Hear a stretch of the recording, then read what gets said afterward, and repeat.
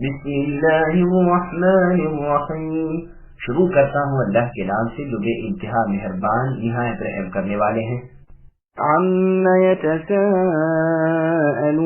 عن النبأ العظيم الذي هم فيه مختلفون كلا سيعلمون ثم كلا سيعلمون ألم نجعل الأرض مهادا والجبال أوتادا وخلقناكم أزواجا وجعلنا نومكم سباتا وجعلنا الليل لباسا وجعلنا النهار معاشا وبنينا فوقكم سبعا شدادا وجعلنا سراجا وهاجا وأنزلنا من المعصرات ماء ثجاجا لنخرج به حبا ونباتا وجنات ألفافا.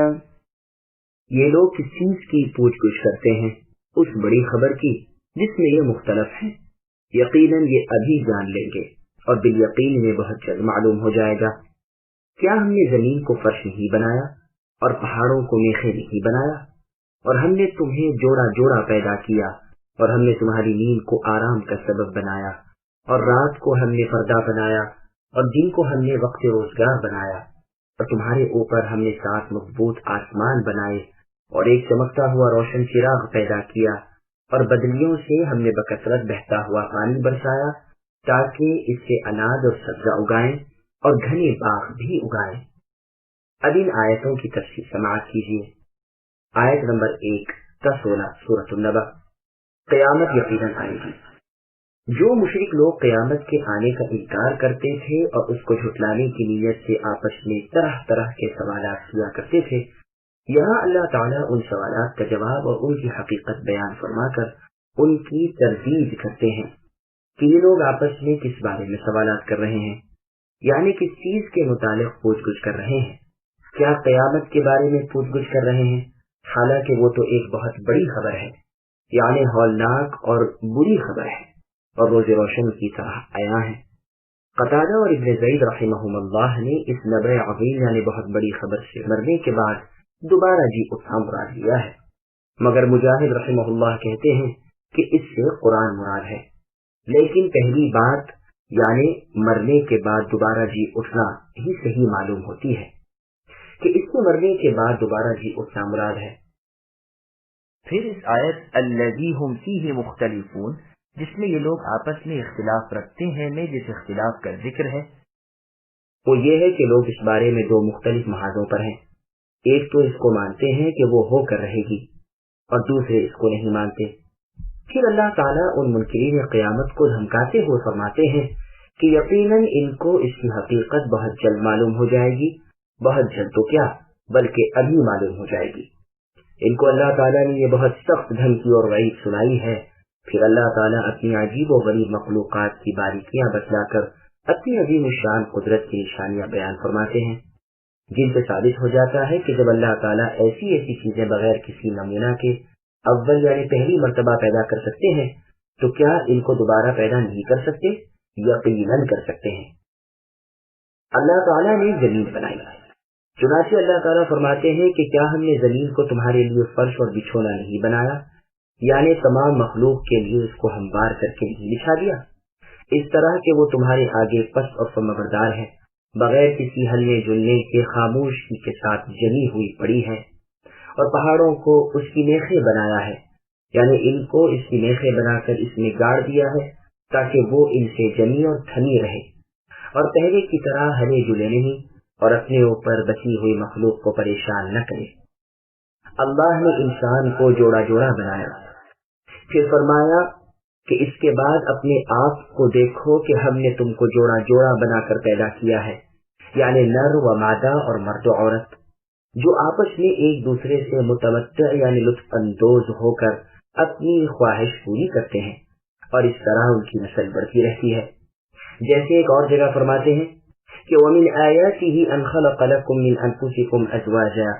الآیات یعنی اللہ تعالیٰ کی نشانیوں میں سے ایک یہ ہے کہ اللہ نے خود تمہیں میں سے تمہارے جوڑے پیدا کیے تاکہ تم ان سے سکون حاصل کرو.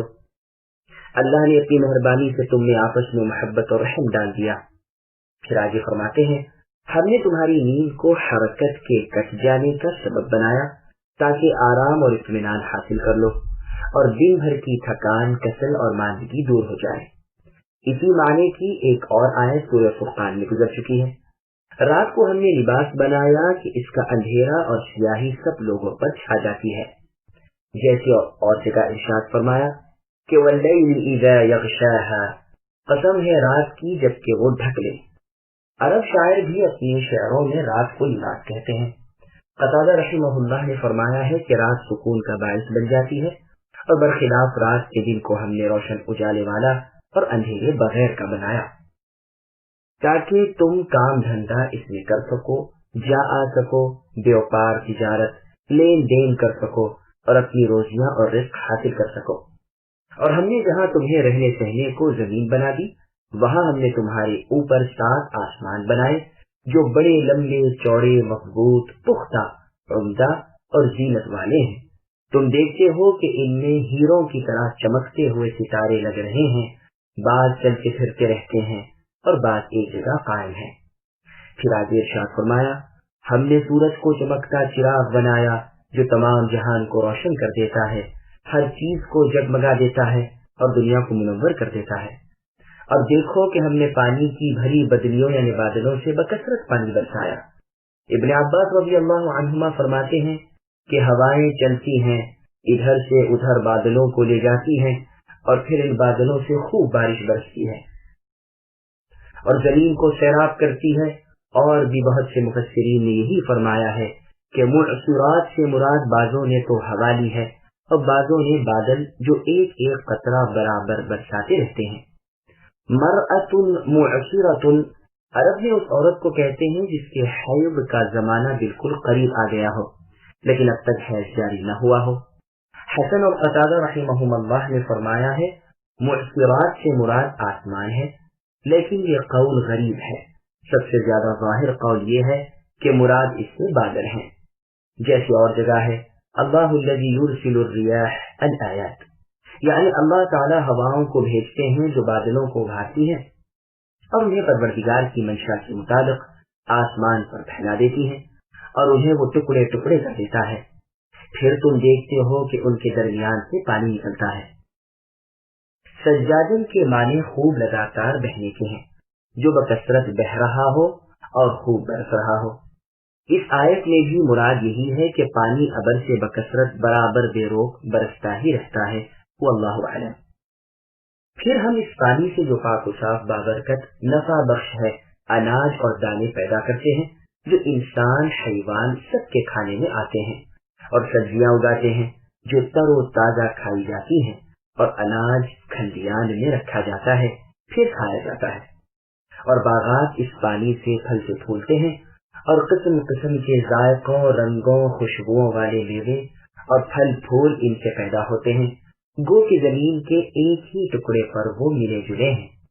الفافن کے معنی جمع کے ہیں، اور جگہ ہے وفی الارض قطع متجاورات الآیات، یعنی زمین میں مختلف ٹکڑے ہیں جو آپس میں ملے جلے ہیں، اور انگور کے درخت ہیں، بعض شاخدار بعض بغیر زیادہ شاخوں کے، اور وہ سب ایک ہی پانی سے سیراب کیے جاتے ہیں، اور ہم ایک سے ایک کو میوے میں زیادہ کرتے ہیں۔ یقیناً عقل مندوں کے لیے اس میں نشانیاں ہیں۔ إن يوم الفصل كان ميقاتا يوم ينفخ في الصور فتأتون أفواجا وفتحت السماء فكانت أبوابا وسيرت الجبال فكانت سرابا إن جهنم كانت مرصادا للطاغين مآبا لابثين فيها أحقابا لا يذوقون فيها بردا ولا شرابا إلا حميما وغساقا جزاء وفاقا إنهم كانوا لا يرجون حسابا وكذبوا بآياتنا كذابا وكل شيء أحصيناه كتابا فذوقوا فلن نزيدكم إلا عذابا. بے شک فیصلے کے دن کا وقت مقرر ہے، جس دن کے سور پھونکا جائے گا، پھر تم سب جماعت جماعت بن کر آؤ گے، اور آسمان کھول دیا جائے گا تو اس میں دروازے دروازے ہو جائیں گے، اور پہاڑ چلائے جائیں گے، پس وہ سفید بال ہو جائیں گے. بے شک دوزخ گھاٹ کی جگہ ہے، سرکشوں کا ٹھکانہ وہی ہے، اس میں وہ قرنوں صدیوں تک پڑے رہیں گے، نہ کبھی اس میں خلکی کا مزہ چکھیں گے نہ پانی کا، سوائے گرم پانی اور بہتی پیپ کے. ان کو پورا پورا بدلہ ملے گا. انہیں تو حساب کی توقع ہی نہ تھی، اور مکرا مکرا کر ہماری آیتوں کی تکذیب کرتے تھے. ہم نے ہر ایک چیز کو لکھ کر محفوظ کر رکھا ہے. اب تم اپنے کیے کا مزہ چکھو، ہم تمہارا عذاب ہی بڑھاتے رہیں گے. اب ان آیتوں کی تفصیل سماعت کیجیے. قیامت کا علم اللہ تعالیٰ کے پاس ہے، یعنی قیامت کا دن ہمارے علم میں مقرر دن ہے، نہ وہ آگے ہوگا نہ پیچھے، ٹھیک وقت پر آ جائے گا. کب آئے گا اس کا صحیح علم اللہ تعالیٰ کے سوا کسی اور کو نہیں. جیسے اور جگہ ہے وَمَا نُؤَخِّرُهُ إِلَّا لِأَجَلٍ مَعْدُودٍ، نہیں ڈھیل دیتے ہم انہیں لیکن وقت مقرر کے لیے. اس دن سور میں پھونک ماری جائے گی اور لوگ جماعتیں جماعتیں بن کر آئیں گے. ہر امت اپنے اپنے نبی کے ساتھ الگ الگ ہوگی. جیسے فرمایا يَوْمَ نَدْعُو كُلَّ أُنَاسٍ بِإِمَامِهِمْ، جس دن ہم تمام لوگوں کو ان کے اماموں سمیت بلائیں گے. صحیح بخاری میں حدیث ہے کہ رسول اللہ صلی اللہ علیہ وسلم فرماتے ہیں دونوں سوروں کے درمیان 40 ہوں گے. لوگوں نے پوچھا 40 دن؟ فرمایا میں نہیں کہہ سکتا. پوچھا 40 مہینے؟ فرمایا مجھے خبر نہیں. پوچھا 40 سال؟ فرمایا میں یہ بھی نہیں کہہ سکتا. پھر اللہ تعالیٰ آسمان سے پانی برسائیں گے، اور جس طرح درخت اگتے ہیں لوگ زمین سے اگیں گے. انسان سارا کا سارا گل پھڑ جاتا ہے، لیکن ایک ہڈی اور وہ کمر کی ریڑھ کی ہڈی ہے، اسی سے قیامت کے دن مخلوق مرتب کی جائے گی. آسمان کھول دیے جائیں گے اور اس میں فرشتوں کے اترنے کے راستے اور دروازے بن جائیں گے. پہاڑ چلائے جائیں گے اور بالکل ریت کے ذرے بن جائیں گے. جیسے اور جگہ ہے وَتَرَى الْجِبَالَ تَحْسَبُهَا جَامِدَةً إِلَى آخِرِ الْآيَةِ، یعنی تم پہاڑوں کو دیکھ رہے ہو، جان رہے ہو کہ وہ پختہ مضبوط اور جامد یعنی اپنی جگہ پر ٹکے ہوئے ہیں، لیکن یہ بادلوں کی طرح چلنے پھرنے لگیں گے. ایک اور جگہ ہے وَتَكُونُ الْجِبَالُ كَالْعِهْنِ الْمَنْفُوشِ، یعنی پہاڑ مثل دھنی ہوئی اون کے ہو جائیں گے. یہاں فرمایا پہاڑ سراب ہو جائیں گے، یعنی دیکھنے والا سمجھتا ہے کہ وہ کچھ ہے، حالانکہ دراصل کچھ نہیں. آخر میں بالکل برباد ہو جائیں گے، نام و نشان تک نہ رہے گا. جیسے اور جگہ ہے وَيَسْأَلُونَكَ عَنِ الْجِبَالِ فَقُلْ يَنْسِفُهَا رَبِّي نَسْفًا إِلَى آخِرِ الْآيَةِ، لوگ تم سے اے نبی پہاڑوں کے بارے میں دریافت کرتے ہیں، تم کہہ دو انہیں میرا رب پراگندہ کر دے گا، اور زمین بالکل ہموار میدان رہ جائے گی جس میں نہ کوئی موڑ ہوگا نہ ٹیلا. اور جگہ ہے وَيَوْمَ نُسَيِّرُ الْجِبَالَ وَتَرَى الْأَرْضَ بَارِزَةً، یعنی جس دن ہم پہاڑوں کو چلائیں گے اور تم اے نبی دیکھو گے کہ زمین بالکل کھل گئی ہے. پھر فرماتے ہیں سرکش نافرمان مخالفین رسول صلی اللہ علیہ وسلم کی طاق میں جہنم لگی ہوئی، یہی ان کے لوٹنے کی اور رہنے سہنے کی جگہ ہے. اس کے معنی حسن اور قتادہ رحمہم اللہ نے یہ بھی کیے ہیں کہ کوئی شخص جنت میں بھی نہیں جا سکتا جب تک کہ جہنم پر سے نہ گزرے. اگر اعمال ٹھیک ہے تو نجات پالی، اور اگر اعمال بد ہیں تو روک لیا گیا اور جہنم میں جھونک دیا گیا. سفیان ثوری رحمہ اللہ فرماتے ہیں کہ اس پر 3 پل ہیں. پھر فرمایا وہ اس میں مدتوں اور قرنوں پڑے رہیں گے. احقاب جمع ہے حقب کی، ایک لمبے زمانے کو حقب کہتے ہیں. بعض کہتے ہیں حقب 80 سال کا ہوتا ہے، سال 12 مہینے کا، مہینہ 30 دن کا، اور ہر دن 1000 سال کا. بہت سے صحابہ رضی اللہ عنہم اور تابعین رحمۃ اللہ علیہم سے یہ مروی ہے. بعض کہتے ہیں 70 سال کا حقب ہوتا ہے، کوئی کہتا ہے 40 سال کا، جس میں سے ہر دن 1000 سال کا. بشیر بن کعب رحمۃ اللہ علیہ کو کہتے ہیں ایک ایک دن اتنا بڑا اور ایسے 300 سال کا ایک حقب. سدی رحمۃ اللہ علیہ کہتے ہیں 700 حقب رہیں گے. ہر حقت 70 سال کا، ہر سال 360 دن کا، اور ہر دن دنیا کے 1000 سال کے برابر کا۔ مقاتل ابن حیان رحمۃ اللہ علیہ فرماتے ہیں یہ آیت فذوقوا کی آیت سے منسوخ ہو چکی ہے۔ خالد ابن معدان رحمۃ اللہ علیہ فرماتے ہیں کہ یہ آیت اور آیت الا ما شاء ربک، یعنی جہنمی جب تک اللہ چاہیں گے جہنم میں رہیں گے، یہ دونوں آیتیں توحید والوں کے بارے میں ہیں۔ امام ابن جریر رحمۃ اللہ علیہ فرماتے ہیں یہ بھی ممکن ہے کہ احقاب تک رہنا متعلق ہو آیت حمیم و غساقہ کے ساتھ، یعنی وہ ایک ہی عذاب گرم پانی اور بہتی پیپ کا مدتوں رہے گا، پھر دوسری قسم کا عذاب شروع ہوگا، لیکن صحیح یہی ہے کہ اس کا خاتمہ ہی نہیں، اعاذنا اللہ منہ۔ حسن رحمہ اللہ تعالی سے جب یہ سوال ہوا تو کہا کہ احقاب سے مراد ہمیشہ جہنم میں رہنا ہے، لیکن حقت کہتے ہیں 70 سال کو، جس کا ہر دن دنیا کے 1000 سال کے برابر ہوتا ہے۔ قتادہ رحمۃ اللہ علیہ فرماتے ہیں کہ احقاب کبھی ختم نہیں ہوتے، ایک حقب ختم ہوا دوسرا شروع ہو گیا۔ ان احقاب کی صحیح مدت کا اندازہ صرف اللہ تعالیٰ ہی کو ہے۔ ہاں یہ ہم نے سنا ہے کہ ایک حقب 80 سال کا، ایک سال 360 دن کا، ہر دن دنیا کے 1000 سال کا۔ ان دوزخیوں کو نہ تو کلیجے کی ٹھنڈک نصیب ہوگی، نہ کوئی اچھا پانی پینے کو ملے گا۔ ہاں ٹھنڈک کے بدلے گرم کھولتا ہوا پانی ملے گا اور کھانے پینے کی چیز بہتی ہوئی پیپ ملے گی۔ حمیم اتنے سخت گرم کو کہتے ہیں جس کے بعد حرارت کا کوئی درجہ نہ ہو، اور غساق کہتے ہیں جہنمی لوگوں کے لہو، پیپ، پسینے، آنسوؤں اور زخموں سے بہے ہوئے خون، پیپ وغیرہ کو۔ اس گرم چیز کے مقابلے میں یہ اس قدر سرد ہوگی جو بجائے خود عذاب ہے اور بے حد بدبودار ہے۔ سورہ صاد میں غساق کی پوری تصویر بیان ہو چکی ہے، اب یہاں دوبارہ اس کے بیان کی چندہ ضرورت نہیں۔ اللہ تعالیٰ کے فضل و کرم سے ہمیں اپنے کل عذابوں سے بچائے، آمین۔ بعضوں نے کہا ہے کہ بردن سے مراد نیل ہے، عرب شاعروں کے شعروں میں بھی بردن نیل کے معنی میں پایا جاتا ہے۔ پھر فرمایا کہ ان کے اعمال کا پورا پورا بدلہ ہے۔ ان کی بدعمالیاں بھی تو دیکھو کہ ان کا عقیدہ تھا کہ حساب کا کوئی دن آنے ہی کا نہیں۔ ہم نے جو دلیلیں اپنے نبی صلی اللہ علیہ وسلم پر نازل فرمائی تھیں یہ ان سب کو جھٹلاتے تھے۔ کذاباً مصدر ہے، اس وزن پر اور مصدر بھی آتے ہیں۔ پھر فرمایا کہ ہم نے اپنے بندوں کے تمام اعمال و افعال کو گن رکھا ہے اور شمار کر رکھا ہے، وہ سب ہمارے پاس لکھے ہوئے ہیں اور سب کا بدلہ بھی ہمارے پاس تیار ہے۔ ان دوزخیوں سے کہا جائے گا کہ اب ان عذابوں کا مزہ اٹھاؤ، ایسے ہی اور اس سے بھی بدترین عذاب تمہیں زیادتی کے ساتھ ہوتے رہیں گے۔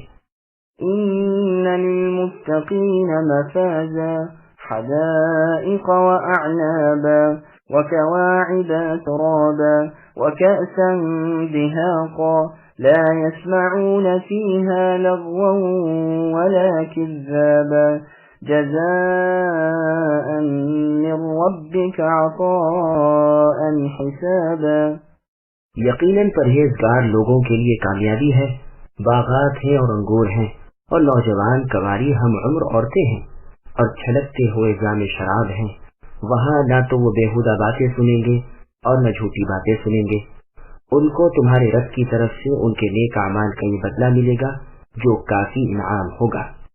اب ان آیتوں کی تفصیل سماعت کریں۔ جنت میں انعامات ربانی کا تذکرہ ہے۔ نیک لوگوں کے لیے اللہ تعالیٰ کے ہاں جو نعمتیں اور رحمتیں ہیں ان کا بیان ہو رہا ہے کہ یہ کامیاب، مقصود اور نصیب دار ہیں کہ جہنم سے نجات پائی اور جنت میں پہنچ گئے۔ حدائقہ کہتے ہیں کھجور وغیرہ کے باغات کو۔ انہیں نوجوان کنواری حوریں بھی ملیں گی جو ابھرے ہوئے سینے والیاں اور ہم عمر ہوں گی، جیسے کہ سورہ واقعہ کی تفسیر میں ان کا پورا بیان گزر چکا ہے۔ انہیں شراب طہور کے چھلکتے ہوئے پاک و صاف بھرپور جام پر جام ملیں گے، جس میں نشہ نہ ہوگا کہ بےہودہ گوئی اور لغو باتیں منہ سے نکلیں اور کان میں پڑیں، جیسے اور جگہ ہے لا لغو فیہا ولا تأثیم، اس میں نہ لغو ہوگا، نہ برائی اور نہ گناہ کی باتیں، کوئی بات جھوٹ اور فضول نہ ہوگی۔ وہ دارالسلام ہے جس میں کوئی عیب کی اور برائی کی بات ہی نہیں۔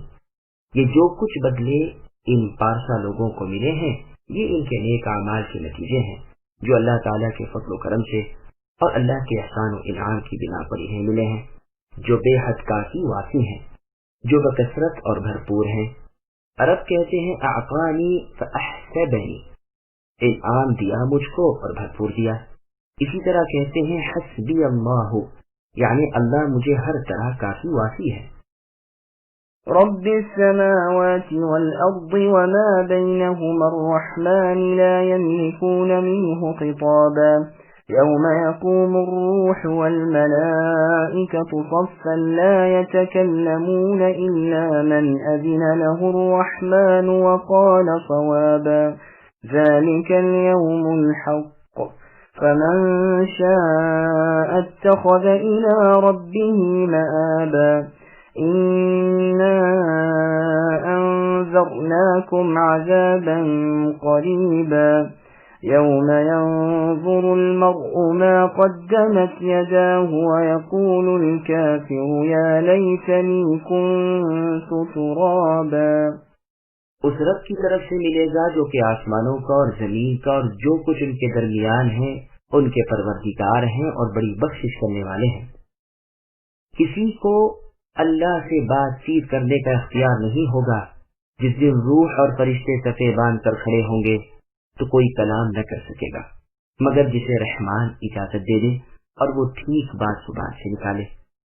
یہ دن حق ہے، اب جو چاہے اپنے رب کے پاس نیک اعمال کر کے ٹھکانہ بنا لے۔ ہم نے تمہیں عن قریب آنے والے عذاب سے ڈرایا اور چوکنا کر دیا ہے، جس دن انسان اپنے ہاتھوں کی ہوئی کمائی کو دیکھ لے گا اور کافر کہے گا کہ کاش میں مٹی بن جاتا۔ سامعین، اب آپ ان آیتوں کی تفسیر سماعت کریں۔ روز قیامت بغیر اجازت کوئی بول نہ سکے گا۔ اللہ تعالیٰ اپنی عظمت و جلال کی خبر دے رہے ہیں کہ آسمان و زمین اور ان کے درمیان کی تمام مخلوق کے پالنے پوسنے والے وہی ہیں۔ وہ رحمان ہیں جس کے رحم نے تمام چیزوں کو گھیر لیا ہے۔ جب تک ان کی اجازت نہ ہو کوئی ان کے سامنے لب نہیں ہلا سکتا۔ جیسے اور جگہ ہے من ذا الذی یشفع عنده الا باذنہ، یعنی کون ہے جو اللہ کی اجازت کے بغیر ان کے سامنے سفارش میں جا سکے۔ اور جگہ ارشاد ہے یوم یأتی لا تکلم نفس الا باذنہ، جس دن وہ وقت آ جائے گا کہ کوئی بھی بلا اجازت اللہ سے بات نہ کر سکے گا۔ روح سے مراد یا تو تمام انسانوں کی روحیں ہیں یا تمام انسان خود مراد ہیں، یا ایک قسم کی خاص مخلوق ہے جو انسانوں کی سی صورتوں والے ہیں، کھاتے پیتے ہیں، نہ وہ فرشتے ہیں نہ انسان، یا مراد جبریل علیہ السلام ہیں۔ جبریل علیہ السلام کو اور جگہ بھی روح کہا گیا ہے۔ ارشاد ہے نزل به الروح الامین الى آخر الآیہ، اسے امانت دار روح نے آپ کے دل پر اے نبی اتارا ہے تاکہ آپ ڈرانے والے بن جائیں۔ یہاں مراد روح سے یقیناً جبریل علیہ السلام ہے۔ مقاتل ابن حیان رحمہ اللہ فرماتے ہیں کہ تمام فرشتوں سے بزرگ اور اللہ تعالیٰ سے بہت ہی نزدیک اور وحی لے کر آنے والے یہی ہیں، یا مراد روح سے قرآن ہے۔ اس کی دلیل میں یہ آیت پیش کی جا سکتی ہے۔ اللہ کا فرمان ہے وَكَذَلِكَ أَوْحَيْنَا إِلَيْكَ رُوحًا مِّنْ أَمْرِنَا، یعنی ہم نے اپنے حکم سے آپ کی طرف اے نبی روح اتاری۔ یہاں روح سے مراد قرآن ہے۔ چھٹا قول یہ ہے کہ یہ ایک فرشتہ ہے جو تمام مخلوق کے برابر ہے۔ ابن عباس رضی اللہ عنہما فرماتے ہیں کہ یہ فرشتہ تمام فرشتوں سے بہت بڑا ہے۔ ابن مسعود رضی اللہ عنہ فرماتے ہیں کہ یہ روح نامی فرشتہ چوتھے آسمان میں ہے، تمام آسمانوں کل پہاڑوں اور سب فرشتوں سے بڑا ہے۔ ہر دن 12,000 تسبیحیں پڑھتا ہے، ہر تسبیح سے ایک فرشتہ پیدا ہوتا ہے۔ قیامت کے دن اکیلا وہی ایک صفت بن کر آئے گا، لیکن یہ قول بہت ہی غریب ہے، واللہ اعلم۔ امام ابن جریر رحمۃ اللہ علیہ نے یہ سب اقوال وارد کیے ہیں لیکن کوئی فیصلہ نہیں کیا۔ میرے نزدیک تو ان تمام اقوال سے بہتر قول یہ ہے کہ یہاں روح سے مراد کل انسان ہے، واللہ اعلم۔ پھر فرمایا صرف وہی اس دن بات کر سکے گا جسے وہ رحمان اجازت دے، جیسے فرمایا یوم یأتی لا تکلم نفس الا باذنہ، یعنی جس دن وہ وقت آ جائے گا کہ کوئی نفس بغیر اللہ کی اجازت کے کلام بھی نہ کر سکے گی۔ صحیح حدیث میں بھی ہے کہ اس دن سوائے رسولوں کے اور کوئی بات نہ کر سکے گا۔ پھر فرمایا کہ اس کی بات بھی ٹھیک ٹھاک ہو۔ سب سے زیادہ حق بات لا الہ الا اللہ ہے۔ پھر فرمایا کہ یہ دن حق ہے، یقیناً آنے والا ہے۔ جو چاہے اپنے رب تعالیٰ کے پاس لوٹنے کی جگہ اور وہ راستہ بنا لے جس پر چل کر وہ اللہ کے پاس سیدھا جا پہنچے۔ ہم نے تمہیں بالکل قریب آئی ہوئی آفت سے آگاہ کر دیا ہے۔ آنے والی چیز کو تو آئی ہوئی سمجھنا چاہیے۔ اس دن نئے پرانے، چھوٹے بڑے، اچھے برے تمام اعمال انسان کے سامنے ہوں گے، جیسے فرمایا وَوَجَدُوا مَا عَمِلُوا حَاضِرًا، کہ جو کچھ کیا ہوگا اسے اپنے سامنے پالیں گے۔ اور جگہ ہے يُنَبَّأُ الْإِنسَانُ يَوْمَئِذٍ بِمَا قَدَّمَ وَأَخَّرَ، ہر انسان کو اس کے اگلے پچھلے اعمال سے متنبہ کیا جائے گا۔ اس دن کافر آرزو کرے گا کہ کاش وہ مٹی ہوتا، پیدا ہی نہ کیا جاتا، وجود میں ہی نہ آتا۔ اللہ تعالیٰ کے عذابوں کو آنکھ سے دیکھ لے گا۔ اپنی بدکاریاں سامنے ہوں گی جو پاک فرشتوں کے منصف ہاتھوں کی لکھی ہوئی ہیں۔ بس ایک معنی تو یہ ہوئے کہ دنیا میں ہی مٹی ہونے کی یعنی پیدا نہ ہونے کی آرزو کرے گا۔ دوسرے معنی یہ ہے کہ جب جانوروں کا فیصلہ ہوگا اور ان کے قصاص دلوائے جائیں گے، یہاں تک کہ اگر بے سینگ والی بکری کو اگر سینگ والی بکری نے مارا ہوگا تو اس سے بھی بدلہ دلوایا جائے گا۔ پھر ان سے کہا جائے گا کہ مٹی ہو جاؤ، چنانچہ وہ مٹی ہو جائیں گے۔ اس وقت یہ کافر انسان بھی کہے گا کہ ہائے ہائے، کاش کہ میں بھی حیوان ہوتا اور اب مٹی بن جاتا۔ سور کی لمبی حدیث میں بھی یہ مضمون وارد ہوا ہے، اور ابو ہریرہ اور عبداللہ بن عمرو بن العاص رضی اللہ عنہما وغیرہ سے بھی یہی مرضی ہے۔ سورہ نبا کی تفسیر الحمدللہ پوری ہوئی۔